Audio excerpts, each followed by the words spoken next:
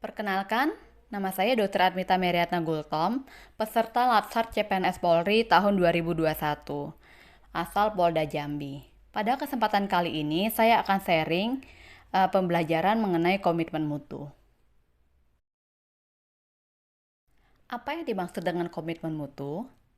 Komitmen yaitu suatu keadaan di mana seseorang berjanji pada diri sendiri atau orang lain yang tercermin terhadap suatu tindakan atau perilaku tertentu yang dilakukan secara sukarela. Mutu adalah suatu nilai atau kualitas dari sebuah produk atau jasa. Dalam hal ini, kualitas layanan yang dimaksud adalah pelayanan pada masyarakat atau publik. Ada 4 nilai-nilai dasar komitmen mutu. Yang pertama, efektivitas, yaitu sejauh mana organisasi dapat mencapai tujuan yang ditetapkan atau berhasil mencapai apapun yang dicoba dikerjakan. Efektivitas organisasi berarti memberi barang atau jasa yang dihargai oleh pelanggan. Yang kedua, efisiensi. Efisiensi yaitu jumlah sumber daya yang digunakan untuk mencapai tujuan organisasi. Efisiensi organisasi ditentukan oleh berapa banyak bahan baku, uang, dan manusia yang dibutuhkan untuk menghasilkan jumlah keluaran tertentu. Efisiensi dapat dihitung sebagai jumlah sumber daya yang digunakan untuk menghasilkan barang atau jasa. Yang ketiga yaitu inovasi. Inovasi yaitu cara utama di mana suatu organisasi beradaptasi terhadap perubahan-perubahan di pasar, teknologi, dan persaingan. Dan yang terakhir yaitu mutu. Mutu yaitu apapun yang menjadi kebutuhan dan keinginan konsumen, menurut Edward Deming. Sedangkan menurut Crosby, mutu yaitu nihil cacat, kesempurnaan, dan kesesuaian terhadap persyaratan. Dan menurut Juran, kesesuaian terhadap spesifikasi. Aktualisasi nilai-nilai dasar komitmen mutu. Yang pertama, orientasi kepada publik. Yang kedua, berorientasi kepada mutu, bekerja dengan baik dan benar. Yang ketiga, bersikap dinamis, proaktif, dan inovatif. Keempat, cara kerja tim sebagai satu kesatuan proses untuk melayani masyarakat.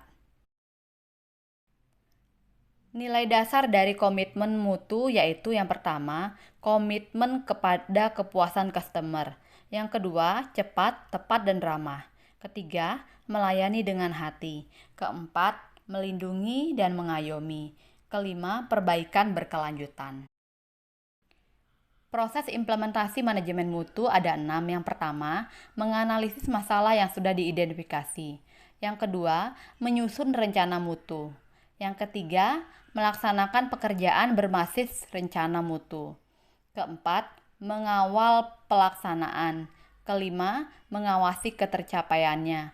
Keenam, merancang upaya peningkatannya agar dapat membangun kredibilitas lembaga pemerintah. Pendekatan inovasi. Inovasi sebagaimana telah saya sampaikan di depan, yaitu cara utama suatu organisasi beradaptasi terhadap perubahan-perubahan di pasar, teknologi, dan persaingan. Inovasi dapat diwujudkan dalam bentuk 4 jenis. Yang pertama itu produk, kedua layanan, ketiga metode kerja, keempat sumber daya. Cara berinovasi itu bisa dilakukan dengan 4 cara. Yang pertama, dengan penemuan, yaitu dengan cara mengkreasikan suatu produk, jasa, atau proses yang belum pernah dilakukan sebelumnya. Yang kedua, dengan pengembangan, yaitu dengan cara mengembangkan produk, jasa, atau proses yang sudah ada. Cara berinovasi yang ketiga, yaitu dengan cara duplikasi, yaitu dengan cara meniru suatu produk, jasa, atau proses yang sudah ada. Cara berinovasi yang keempat atau terakhir yaitu dengan cara sintesis, yaitu dengan cara perpaduan konsep dan faktor-faktor yang sudah ada menjadi formulasi yang baru. Kesimpulan dari komitmen mutu yang pertama, setiap aparatur harus memiliki sense of quality dan semangat belajar yang tinggi sehingga menimbulkan keberanian berpikir alternatif, berani berbeda pendapat demi kebaikan dan kemajuan bangsa dan negara dalam menghadapi arus globalisasi. Yang kedua, sebagai ASN, kita harus memberikan pelayanan yang terbaik kepada masyarakat dengan mengutamakan mutu pelayanan yang cepat, tepat, profesional, namun tetap santun. Yang ketiga, senantiasa menjaga kualitas bukan hanya kuantitas semata. Sekian teman-teman ringkasan materi saya mengenai komitmen mutu. Mudah-mudahan bermanfaat. Salam sehat.